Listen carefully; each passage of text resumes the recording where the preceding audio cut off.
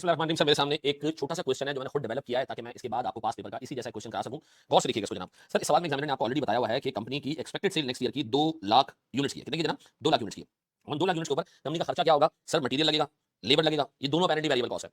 Production overhead में आपको ये नहीं बताया कि वेरिएबल कितना है, फिक्स कितना है, क्योंकि उसकी डिटेल उससे नीचे दी हुई है। और प्रोडक्शन ओवरहेड के अंदर 10.8 मिलियन के अंदर उसका कुछ डेप्रिसिएशन है, कुछ रेंट है, कुछ इलेक्ट्रिसिटी है, जिसमें कुछ वेरिएबल है, कुछ फिक्स है। इनडायरेक्ट लेबर है, उसमें कुछ वेरिएबल है, कुछ फिक्स है। उसका अदर कॉस्ट यानी 10.8 मिलियन का बाकी का पार्ट वो वेरिएबल है। तो इसे 2 लाख यूनिट्स की टोटल कॉस्ट आपको बता दी, वेरिएबल कितनी है, फिक्स कितनी है। फिर उसने कहा जनाब कंपनी की आदत है कि कंपनी कंट्रीब्यूशन मार्जिन इंश्योर करती है 40% ऑफ नेट सेलिंग प्राइस, और कंपनी 4% का कमीशन चार्ज करती है ग्रॉस सेलिंग प्राइस में से 4% माइनस करती है, तो नेट सेलिंग प्राइस आती है। और नेट सेलिंग प्राइस का सर कोई 40% हमारा सीएम रेशियो होता है। आपसे कहा जा रहा है जी ब्रेक इवन पॉइंट निकालें। अब देखिए इस सवाल को अप्रोच करने का क्या तरीका होना चाहिए।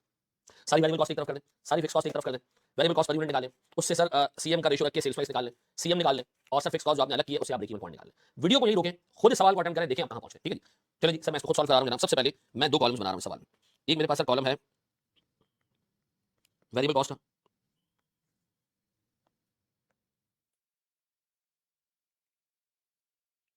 एक मेरे पास है सर वेरिएबल कॉस्ट, और दूसरा मेरे पास है सर फिक्स कॉस्ट है सर। मेरे प्यारे बच्चों, सबसे पहले मेरे पास direct material entire cost variable है। डायरेक्ट मटेरियल कभी फिक्स नहीं हो सकता। ठीक है सर, डायरेक्ट मटेरियल 6 मिलियन रुपए का। फिर जी डायरेक्ट लेबर कुछ भी नहीं लिखा, तो मैं अज्यूम कर रहा हूं ये डायरेक्ट लेबर पूरा का पूरा वेरिएबल कॉस्ट कितना है जी सर? 4 मिलियन रुपए का। ये भी ले लो सर, फिक्स कोई नहीं है इसमें। अब प्रोडक्शन ओवरहेड्स में लाइन से कुछ चीजें, पहले सबसे पहले इसमें 10.8 मिलियन है टोटल, इसकी टोटल वैल्यू डेप्रिसिएशन, ये total fix overhead 10 total production overhead sorry 10.8 million, इसमें डेप्रिसिएशन कितना जी? 1 मिलियन डेप्रिसिएशन फिक्स कॉस्ट होती है सर। फिर जनाब डेप्रिसिएशन के बाद रेंट, रेंट भी एक अपैरेंटली फिक्स कॉस्ट है। कितने की बाबू? 1.13 मिलियन की। फिर मेरे पास है इलेक्ट्रिसिटी, इसका 70% वेरिएबल है, 30% फिक्स है। तो हम इलेक्ट्रिसिटी लेते हैं सर, ये पावर कॉस्ट या इलेक्ट्रिसिटी कॉस्ट। 70% वेरिएबल 2.5 मिलियन का 70%, 1.75 मिलियन वेरिएबल है। और सर मेरे पास 7.5 लाख रुपए की फिक्स कॉस्ट है। फिर मेरे प्यारे बच्चों, सर मेरे पास इनडायरेक्ट लेबर है 2.4 मिलियन, जिसका 80% फिक्स है और 20% वेरिएबल है। इनडायरेक्ट लेबर 2.4 मिलियन का 80% फिक्स कॉस्ट है 1.92 मिलियन, बाकी वेरिएबल है सर। ये मेरे पास आता है जी 4,80,000। फिर मेरे पास अदर कॉस्ट सारी की सारी वेरिएबल है। अब कॉस्ट से 2 मिनट के लिए सुनो। ये मेरे पास है टोटल ओवरहेड्स हैं, प्रोडक्शन ओवरहेड्स, ये और ये मिला के जो अभी तक आइडेंटिफाई हुए हैं। अगर मैं इन सबको टोटल करूं सर, मेरे पास 17,50,000 plus 4,80,000 plus 1 million plus 1.130 million plus 7.5 lakh plus 192,000,000, ये मेरे पास आता है 7,030,000, याद है 7,030,000 सर, जबकि मेरे पास 10.8 मिलियन रुपए के टोटल ओवरहेड्स हैं, प्रोडक्शन ओवरहेड्स टोटल। ठीक है जी, टोटल। बाकी सर क्या होंगे? बाकी क्या होंगे? बाकी अगर मैं 10.8 मिलियन, तो सर मेरे पास 3,77,000 ये वेरिएबल कॉस्ट आ जाती है सर। अदर वेरिएबल कॉस्ट कितना जी? 3.77 मिलियन सॉरी।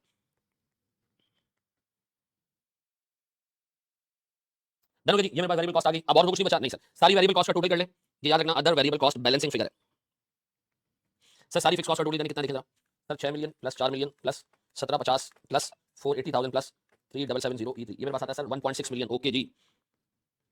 अब प्यारे बच्चों मुझे बताओ ये कितना जी? 1 million plus 113,000 plus 7.5 lakh plus 192,000 ये आता है सर मेरे पास 4.8 मिलियन। पक्का जी? अब बताओ मेरे प्यारे बच्चों जो वेरिएबल कॉस्ट है, मैं आराम से वेरिएबल कॉस्ट पर यूनिट निकाल सकता हूं sir. 16 lakh divided by 2 lakh, ये आता है सर मेरे पास variable cost per unit. 16 lakh divided by 2 lakh, ये आता है सर मेरे पास 16 लाख है, श्योर ये 16 मिलियन है sir. 1750 plus 4,80,000 plus 3770 plus 10 million, 16 million है मेरे बच्चों। और ये मेरे पास सर 4.8 मिलियन है, बिल्कुल ठीक सर। तो ये मेरे पास हो जाएगा प्यारे भाई 16 मिलियन डिवाइडेड बाय 2 लाख, या आता सर 80 रुपए वेरिएबल कॉस्ट पर यूनिट आ गई मेरे पास। डन।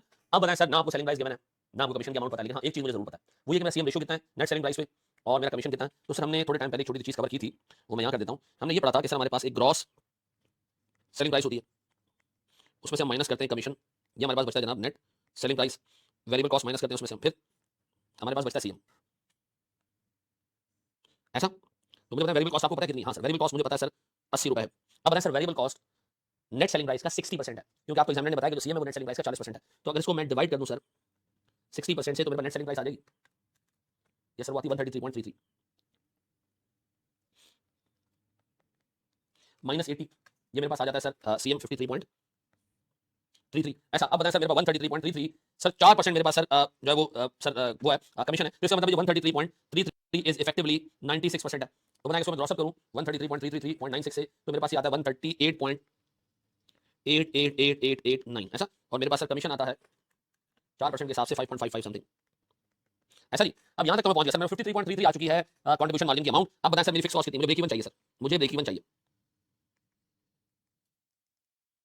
सर। ब्रेक इवन आएगा मेरे पास 4.8 मिलियन की फिक्स कॉस्ट डिवाइडेड बाय